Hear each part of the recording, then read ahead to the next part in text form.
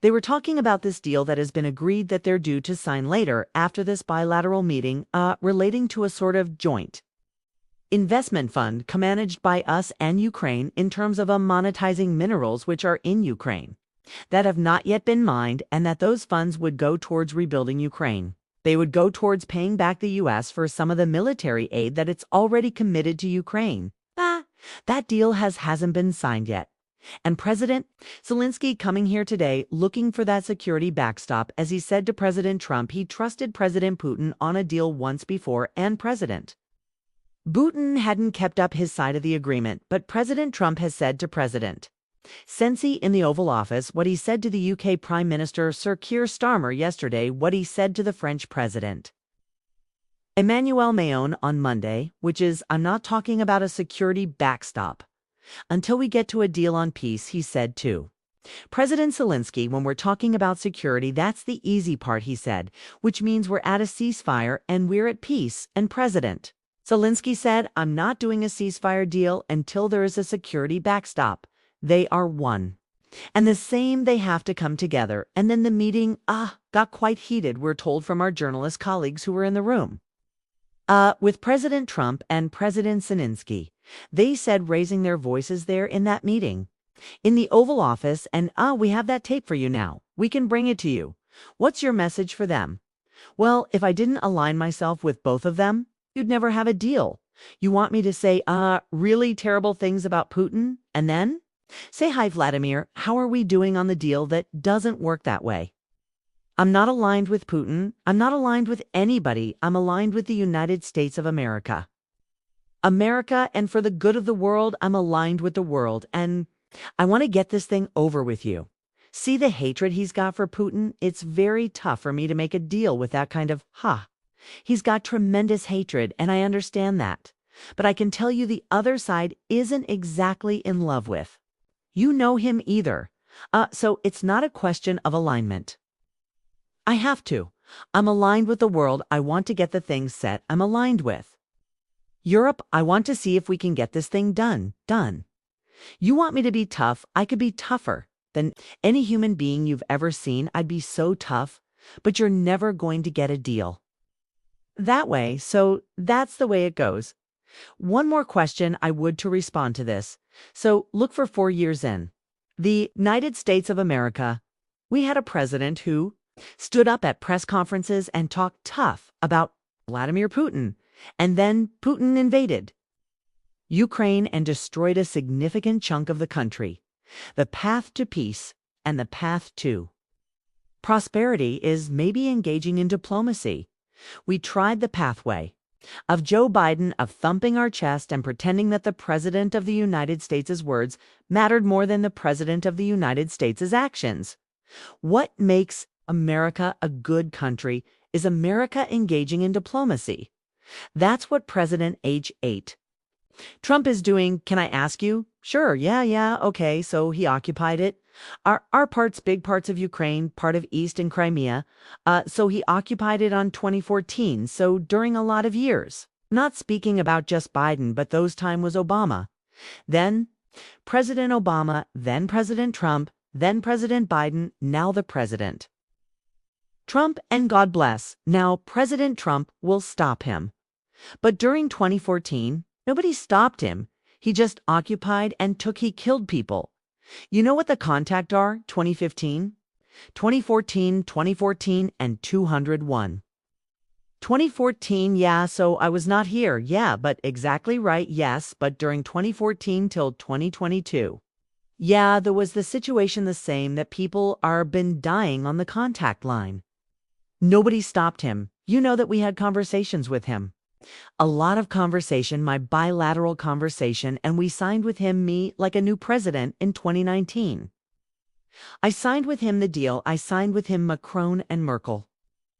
We signed ceasefire. All of them told me that he will never go. We signed him with gas contract, yes, pot. After that, he broken. This is fire. He killed our people and he didn't exchange prisoners. We signed the exchange of prisoners, but he didn't do it. What kind of diplomacy? JD, you are speaking about. What? What do you What do you mean? I'm talking about the kind of diplomacy that's going to end the destruction of your country. Yes, but Mr. President, with respect.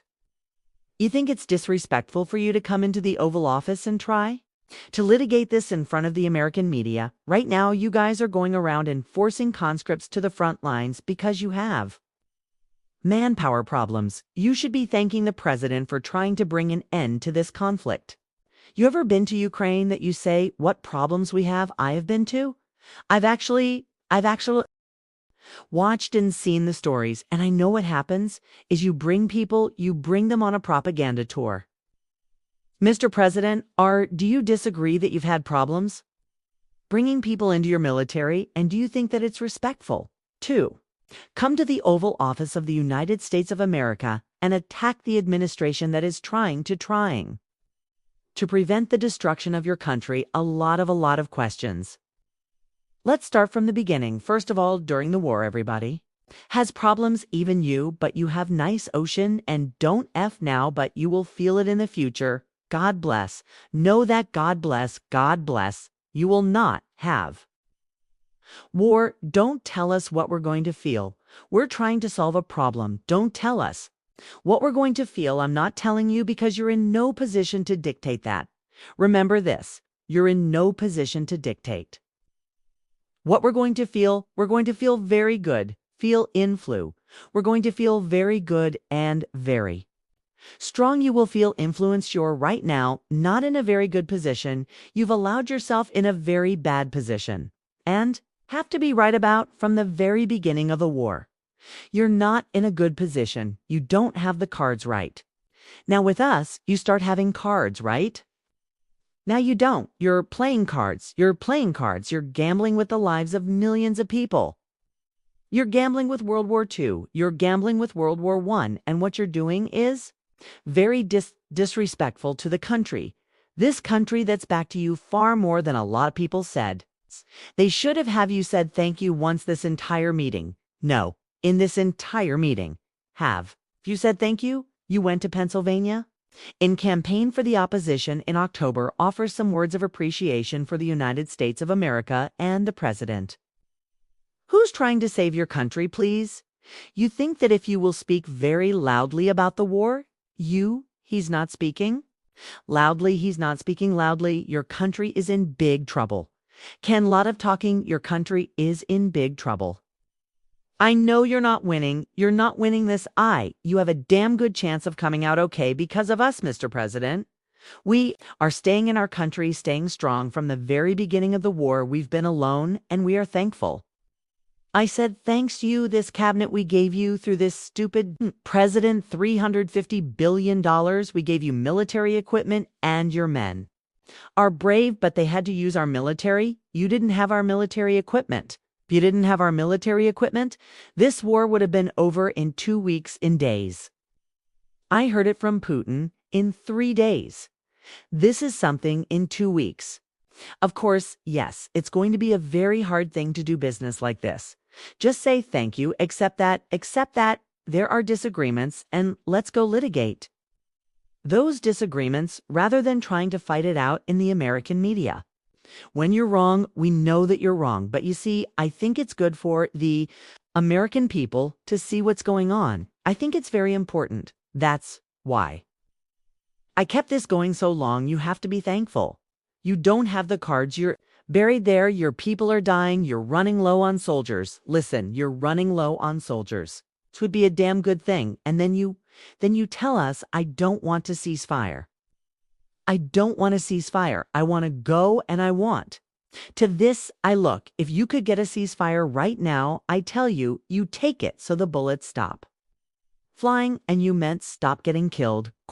Of course. We want to stop the war. But saying you don't want to see said to you, I want a ceasefire. Guarantees because you'll get a ceasefire faster.